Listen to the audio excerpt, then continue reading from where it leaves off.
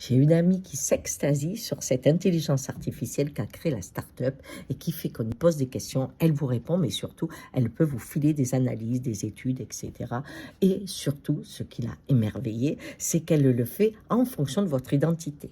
Si vous êtes un scientifique, la réponse sera scientifique. Si vous êtes un humoriste, la réponse sera avec de l'humour. Vous voyez, c'est quelque chose d'assez étonnant.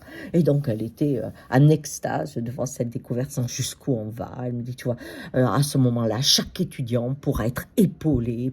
Je dis, oh, on n'a plus besoin de prof, en fait, hein, puisqu'on aura l'intelligence artificielle. Elle me dit, mais non. Elle me dit, non, mais par contre, ça peut aider la justice, tu vois.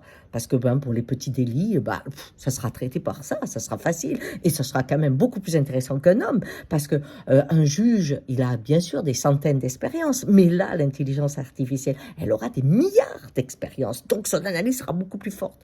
J'ai dit, oui, c'est vraiment le culte du mort. Hein. Elle me dit, qu'est-ce que tu racontes, le culte du mort? Alors là, elle s'est énervée. Je dis, tu sais, c'est un peu comme le bon élève. Ce qu'on aime chez lui, c'est qu'il reproduit exactement ce qu'on lui a appris, et puis qu'il va l'affiner en étant énarque, mais il reste dans le même sens.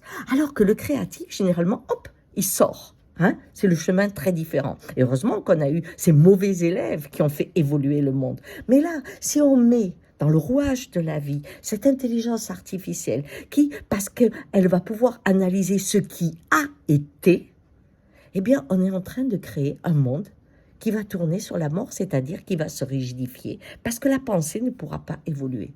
Oh, elle me dit, avant qu'on arrive là. Je lui dis, avant qu'on arrive là? Mais ce qui se passe au niveau de nos institutions aujourd'hui, c'est la sélection d'une même pensée, d'une même façon d'avancer. Et c'est ce qui fait que le monde va à sa destruction sans bouger, parce qu'on privilégie le système connu à l'innovation. Et je lui dis, tu vois, ce qui m'inquiète, c'est que la science, sans la conscience, et ce n'est pas de moi, est ruine de l'âme. C'est pas parce que je peux créer quelque chose que je vais le créer. Si tu veux plus de retraite, il faut qu'il y ait du travail. Mais si ce sont les outils de l'intelligence artificielle qui prennent les postes sans payer de retraite, que vont faire les gens?